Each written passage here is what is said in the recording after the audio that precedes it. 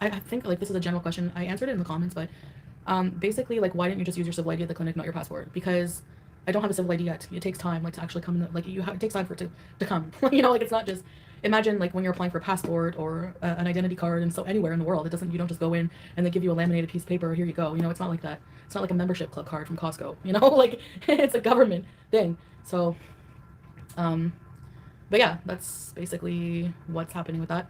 Um, I was surprised by how cheap it was for me to get healthcare. Now, I don't know if I needed an operation or something, if that would be the same thing. I know OHIP does cover emergencies in foreign countries. If you look up OHIP, you can get reimbursed for emergency care. And I know people are going to go, well, you hate Canada. I don't hate Canada. Um, I don't mean it that way. I was fed up with my life, like with living there, yes. But I do still pay my taxes. The ones I owe, like I pay them in installments, so that's being taken care of. It's not like I moved here to avoid paying taxes.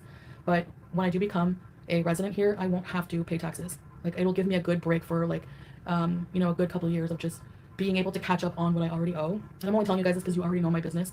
So, but that to me is a benefit for sure. And it's a cheaper, living here is cheaper, and without paying taxes, it will give me a really good opportunity to catch up on things, you know? Hello teacups, what's brewing? Welcome back to this week's episode of Foodies, a lying lie who lies. I'm your host Milk Tea, and it is a pleasure to see you. I was going to be super trolly and put my skin smoothing filters onto full just to be like, it's foodie, so we need the filters. But I really got sick of looking like I was covered in Vaseline, so I just had to take them off. I don't like it, but I really, really want to try that filter she put on whatever the picture was, that deep glam filter. But I think I need to get TikTok to have it, and I'm not willing to do it.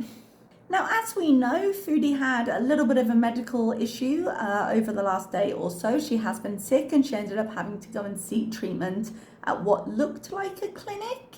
It didn't look kind of big enough or official enough to be a full hospital, so I think it was just one of the clinics. And there were some questions about how she had paid for it, because she mentioned presenting her passport, which she wouldn't need to do if she were resident. Now, for those of you who have forgotten, in a ragey community post, which I believe is deleted, but I will go back and check. If I've still got it, I'll put it up. She did say, no haters, I'm not sponsoring Salah to go to Canada. My man sponsored me, and she claimed to be there as a legal resident, even though she had used sort of future tense when discussing it in the video that was quite recent to that post. Now, in my last react, I did mention that all seemed to be nonsense, and that she hadn't changed anything about how she had arrived in the country, because she was still on a tourist visa, and therefore her status and her sponsorship couldn't have changed. Now, it's perfectly fine if Foodie wants to be sponsored that way later, but she would still have to go through certain procedures. Now, we did get some information from Murad when he went on to, whose channel was it he went on to? Whenever he did the interview, he did an interview and he said, no, they got temporarily married. Now, the thing with temporary marriage is that the reason it's not legally recognized by any kind of entity is the fact that all the rights that would be regulated by law are rights that you give up as a wife. So the right for housing, the right for financial support, those kinds of things, you don't get as a temporary wife. It's literally a get out of jail free card, so you don't get arrested because you're having sex. There's no other attachment than that. So for that reason, you can't register a temporary marriage with, say, an embassy, which is one of the things you would need to do to sponsor somebody. Now, if you're wondering about a dependence visa, my last video did explain it, but I did have a lot of people tagging me on Twitter saying, hey, is this possible, when she talked about him sponsoring her. And so I'll just recap quickly. It is possible to get sponsored as a dependent, a husband. It can be a legal resident. It doesn't have to be somebody who was holds a Kuwaiti passport. Salah would have the legal right to sponsor his wife and his family as dependents. However, her status as his wife is very questionable. And if it were the case, because if you remember, Murad said, okay, they're going to come in and they're going to try and challenge the courts to get the temporary marriage converted into a fully recognised one. Now, we haven't had any updates on that. She hasn't mentioned having to do all the stairs in the court again. Nothing like that has happened. And I find it hard to believe she could keep it quiet, even though she said she's not sharing things, because she shared stuff today about both her residency and her health. So I don't think she'd possibly be able to not mention the fact that she was now a full wife to him. Now, before I go into this step by step, let me just address the people in the comments who are like, hey, why are you giving her a roadmap? I wish you wouldn't help her. Why not? Why not? I've got no problem with Foodie being in the country legally and marrying the person she wants to marry. I think it's a damn stupid thing to do, but I don't have a problem with her residing and making that decision. Like, let her do it. Let her have consequence to her actions, because right now, as much as she's given up her life in Canada, how much did she have there that she couldn't replace? In this moment, if she were to decide in the middle of the night, no, this was a bad idea, I want to go, she could lift right out. She could get out of the apartment, assuming he unlocked the door, which, whew, she could go to the airport, she could buy herself a ticket, return to Canada and pretend this whole arc had never happened, and there would be precisely no legal ramifications to that. If she gets married, there is consequence. There is a change to her legal state. So if she wants to fuck around and find out in the Middle East, let her. She's perfectly welcome to do so. She is a grown adult. She gets to make that decision, whatever I might think about it. But the problem I generally have is that she assumes that nobody really knows how this works, and therefore she can just tell lies about it or be really vague about it because she doesn't really know how it works. And that's just not the case here, because getting visas and moving countries and things of that nature, and taxes, which we're going to talk about, they're very much a part of my life, and I've been in very similar situations and I have the experience to talk about it. So don't worry if I'm giving step-by-step instructions here. I would be happy for her to follow them, because I think actually married in the Middle East, that arc, that could get interesting, because it would place Foodie in an entirely different power structure than she's in right now. So currently, I don't believe that they have any kind of legal status as man and wife, which, by the way, means they shouldn't be living together, but we won't get into that too much. But I do believe it could be done. They should, if they want to move on like this, go and get a ticket to somewhere that recognizes the civil marriage, get a legally recognized marriage certificate there, bring that back to Kuwait, have Salah go and register it at the Syrian embassy, which, by the way, I gave you a little bit of misinformation last time. Very sorry. There was a website that wasn't quite correct that I was using. I assumed that Foodie had to register it with the Canadian embassy. Actually, because Salah is the sponsor, he has to get it attested by the Syrian embassy. I was just mixing those two up a little bit. I don't believe she has to go and get it attested by the Canadian one, but she would have to declare herself legally married for various things in the tax sphere, I would assume, which we'll go into in a little bit. So save yourself all the trouble of trying to get a legal marriage in Kuwait when she's on a tourist visa and doesn't have the right to. Go somewhere you can get married on a tourist visa, bring that marriage certificate back, get it attested, go through the processes in Kuwait to get that certificate recognized by the government as an outside marriage that's now an inside marriage, and then go from there. Because once they're legally married, he can bring her in as a dependent. Now, Foodie would still need to leave the country, and Foodie would still need to go through the processes of things like medicals and stuff like that, things that are asked for in order for you to get the civil ID. Because if she came in on a dependence visa, which she can't change her tourist visa to a dependence visa while she's there, she is going to have to leave.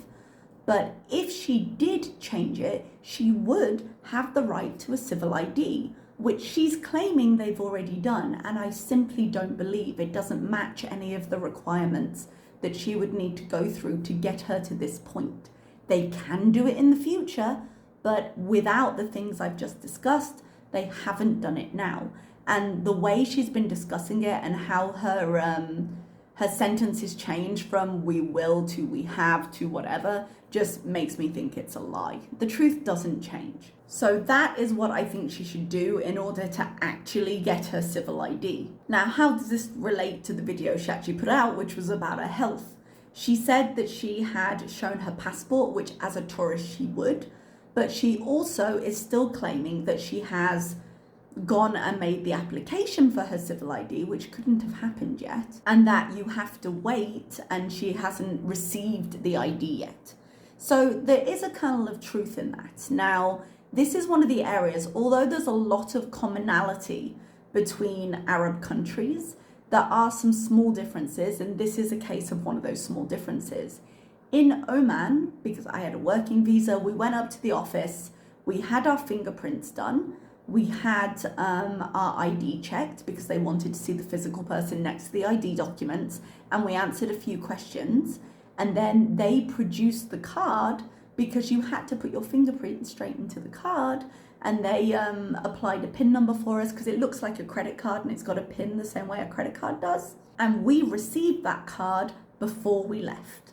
Now, I was going to pick at that a little bit, but I do remember Allah, and I know he's fallen from grace a little bit now because we haven't seen much action on his part, but if you remember when he was talking about the status of both of them, he was saying she didn't have a civil ID. This was the first time round, and he was saying that when he was renewing his civil ID, he wasn't able to get the card yet because there had been some kind of backlog and big delay in those being processed. So he was having to use his app, which shows the up-to-date one, but he didn't have the physical card yet. So in one way, Foodie is right. You will have to wait for the physical card. But if she had gone through that process, if they had gone to the office and done the wait and gotten all the details done, without giving us details, I think she would have told us it had happened. Yeah? I think she would have been like, oh, I'm so tired today, because it's a process. There was a group of us, so it took longer, but we were there for hours, you know, and we had someone helping us. So I can't believe we would have heard nothing about the day of it. But regardless or not of whether she has her physical card or whether she has to wait for it, she would have left that office with an ID number. Because when you go online, you can put your civil ID number in and you can check the status of your card and where it is. Because according to the online sources for the government, it says it takes about 10 working days. So when you leave that office, your ID number is valid. So at the very least, although she may not have the physical card, she should have the app, and she should have her ID number, her civil ID, loaded into that app so she can use the digital card.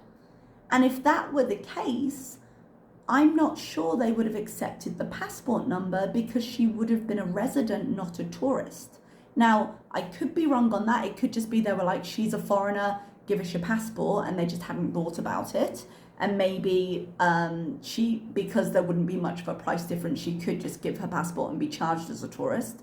I don't know what the price differences are between resident and tourist in Kuwait. And if I'm honest, healthcare in general was very affordable in Saudi. I haven't used healthcare in Oman, which is why I say in Saudi.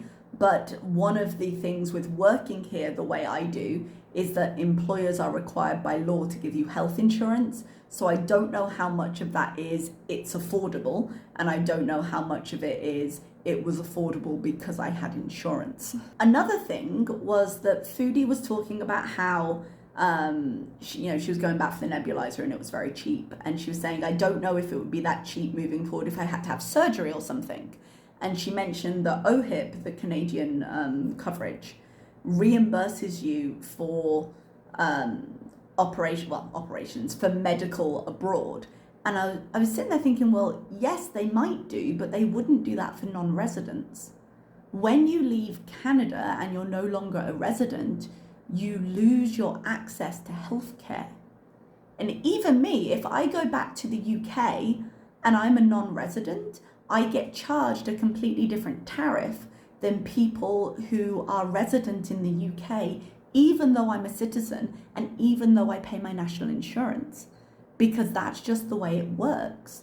So no, she couldn't get reimbursed by OHIP if she did it this way, unless she's a tourist, which she is, and she's only traveling for 3 months, which she is, and then she'd go back because she's still considered resident in Canada at this point.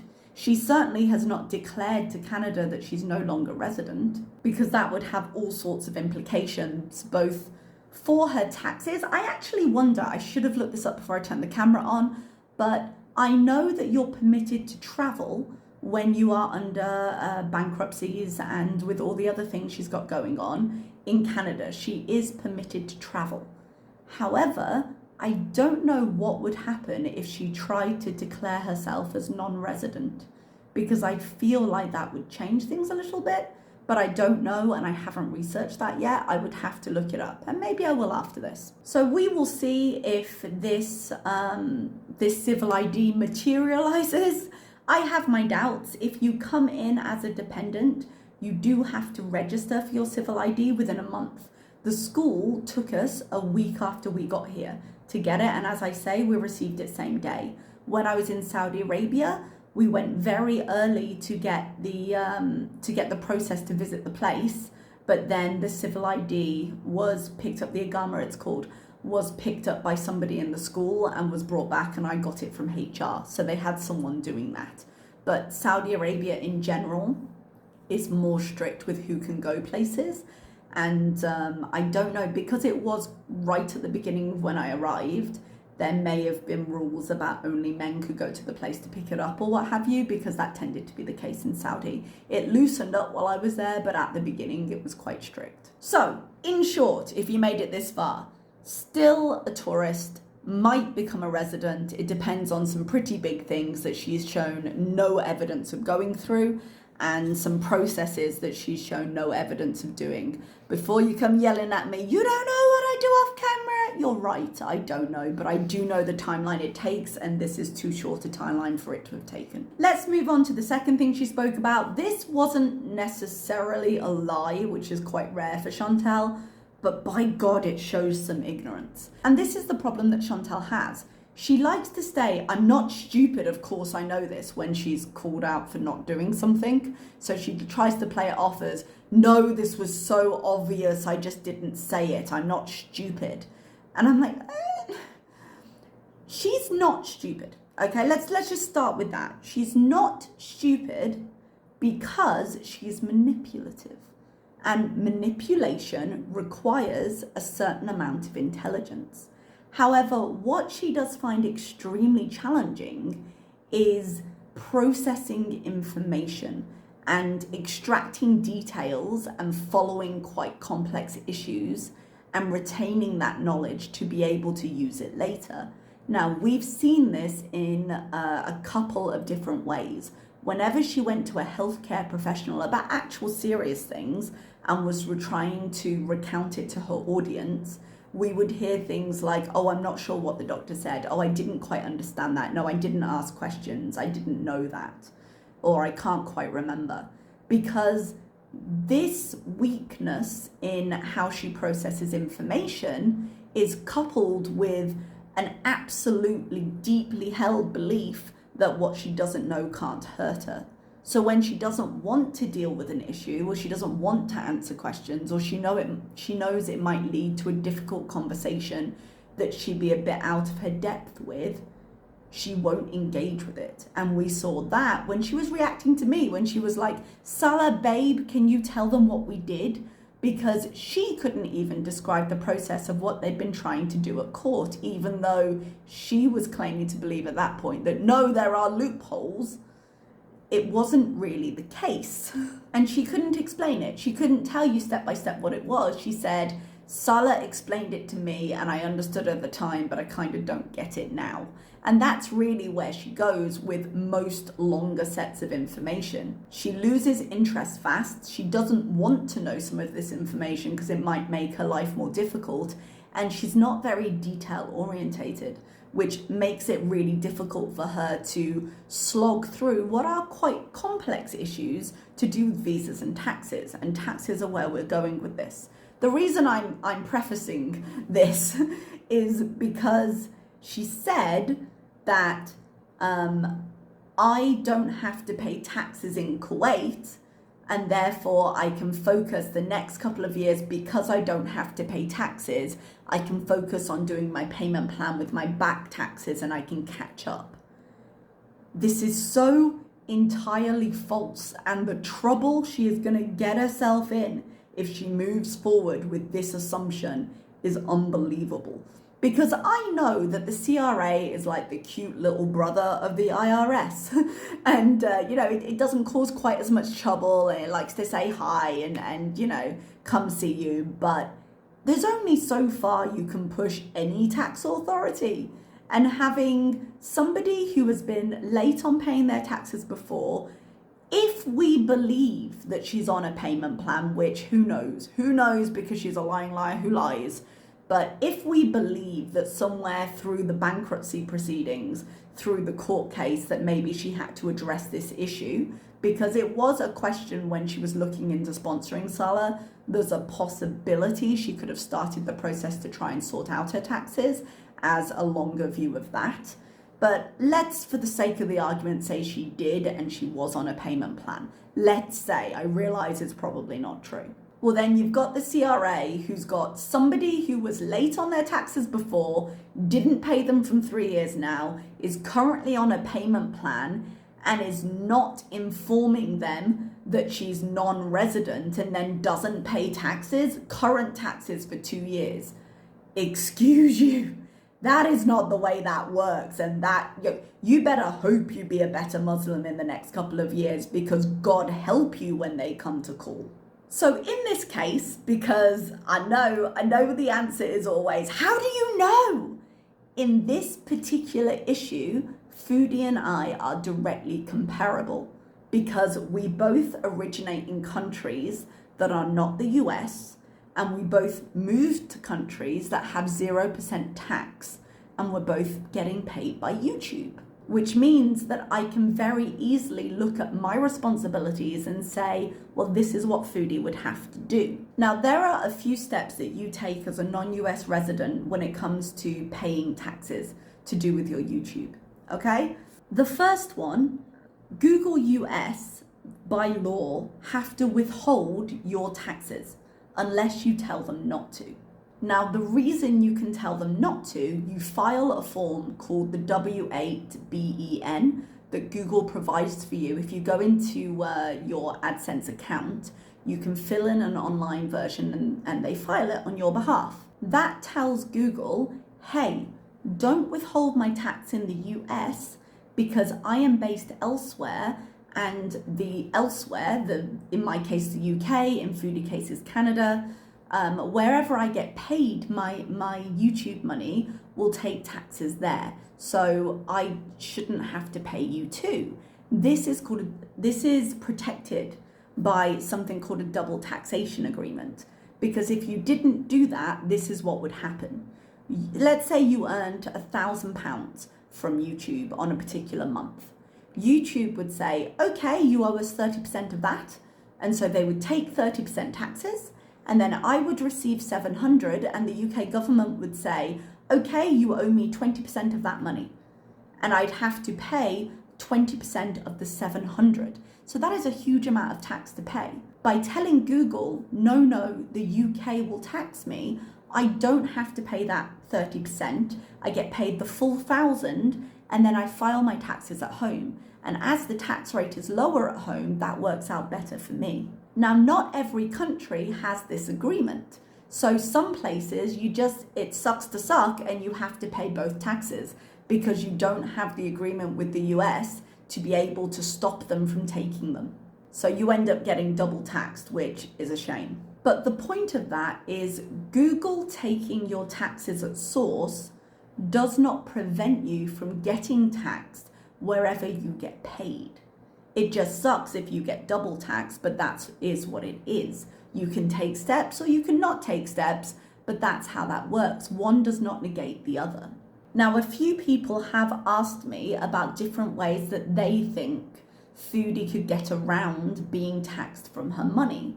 The first one they said is, well, could she move her Google, like her AdSense account to Kuwait? Because if she had a Kuwaiti AdSense account, she wouldn't get taxed because she'd be earning her money in Kuwait. Now, firstly, Foodie does not have a bank account in Kuwait, so she could not set up AdSense there because she's not a legal resident and you need your civil ID to open up your bank. So she can't get a phone contract in Kuwait right now. She can't get a bank account in Kuwait right now.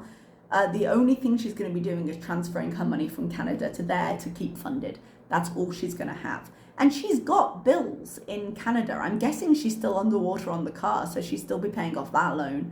Like, she can't just close her account and be done. I did look into whether accounts could be transferred, and the ruling seems to be that YouTube will not let you change the country of your AdSense account. If you wanted to change it within country, you could, but you cannot change it out of countries precisely because different countries have different agreements with Google and have different tax liabilities. So she can't change it in her own name to anywhere abroad. That also means that she can't change it to Salah's name because his accounts will also be abroad. Now, if she wanted to change the person receiving the funds in Canada, she could. But anyone who received those funds would then be liable for those taxes. So no one's going to take on that burden and then send the money to her. It just wouldn't make sense. So it would be an unnecessary step that wouldn't help anybody. So changing her AdSense account is out. The only option she would have if she were legally resident and could receive money into a bank account there would be to completely close her AdSense account in Canada, so she would not be earning money for that, to register a new AdSense account in Kuwait, and then have that AdSense account, which was registered with a different email address, they wouldn't register it with the same one, then have that AdSense account monetized, and earn money directly in Kuwait that way to a Kuwaiti bank account, which she doesn't have. So that's just a no-go. Any money she receives from YouTube is going into Canada. That is just the way it goes. And that's the reason why I still receive my AdSense money into the UK, because there's no way to change it. Because Oman has zero tax. If I could change it every time I moved countries, I'd just change it. Because she is earning money in Canada, she has to file taxes. Even if she's registered as a non-resident, when you earn money inside the country of your origin, you need to pay taxes in the country of origin. Now, in the UK, we don't usually file taxes if we're just employed by somebody else. But because my money from YouTube is separate, whereas I usually wouldn't have to file taxes, I file taxes specifically because I earn money from YouTube. I do something called self-assessment. Foodie would have to do the same. So this idea that, oh, I'm in Kuwait and therefore only Kuwait's tax laws apply to me, no. You're not earning money in Kuwait, you're earning money in Canada, which means you still owe the Canadian government. And at the moment, at least, there is no way you can avoid doing that. There's no way she can use the money without it hitting her account first. She can't route it through something else. So this idea that she's going to have 2 years off, and where she would have paid tax in those 2 years, she's going to put it towards her back taxes, is going to come back to bite her. And in this case, as I said, I don't think it's Foodie actively lying. I think it's really her not understanding what her liabilities are. But oh, I didn't understand isn't a valid excuse. And if she repeats this, then we know there's going to be trouble later, because It's a complicated thing to move countries, and I think the fact that she's lying about the other stuff is not helping here, because the more she tells the lie about being permanently in Kuwait, the more she begins to believe it. And then she's acting and she's trying to figure out like loopholes and things to do with the taxes based on her being a legal resident. But you just not being in the country is not the same thing.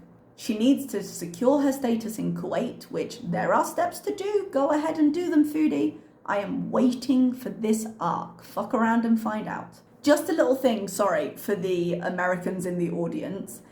This might not quite sound right to you. America kind of gets screwed when they're non-resident, because America says, regardless of whether you're resident or not, you have to file taxes every year. So if this sounds a bit off, it is. So we will see how much these stories change as she goes and how much she adjusts her story, because one thing we know about lies with Chantal is she can never keep them consistent because she stacks too many of them and she can't keep track. But currently, she has a possibility of sponsorship if she goes through the right steps, which she doesn't appear to have gone through yet.